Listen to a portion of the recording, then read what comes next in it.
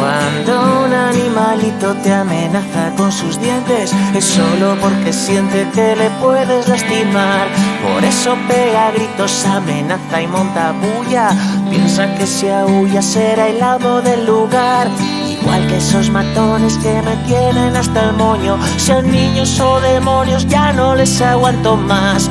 Esos bravucones se alimentan de tu miedo, y eso ya no lo quiero, ya no bailo su compás. Tengo miedo a tener miedo, porque me puedo perder.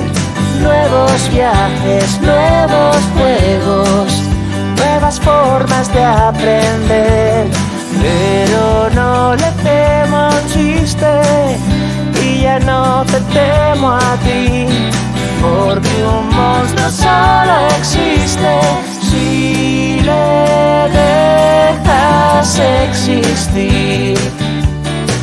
El miedo es bueno porque el mundo tiene cosas enormes, poderosas, a las que está bien temer. Hay peligros, hay venenos, caídas que hacen daño, también virus extraños que conviene no tener.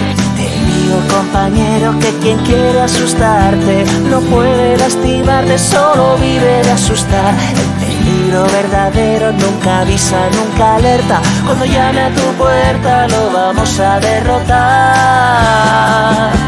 Tengo miedo a tener miedo, porque me puedo perder.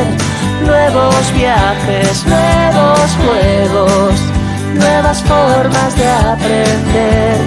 Pero no le temo a un chiste, y ya no te temo a ti, porque un monstruo solo existe si le dejas existir.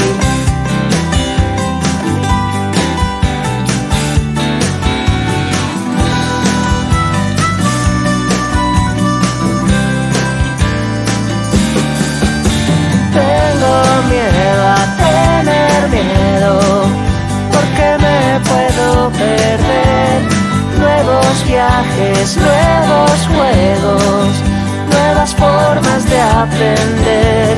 Pero no le temo a un chiste, y ya no te temo a ti, porque un monstruo solo existe. Porque un monstruo solo existe, porque un monstruo solo existe si le dejas existir.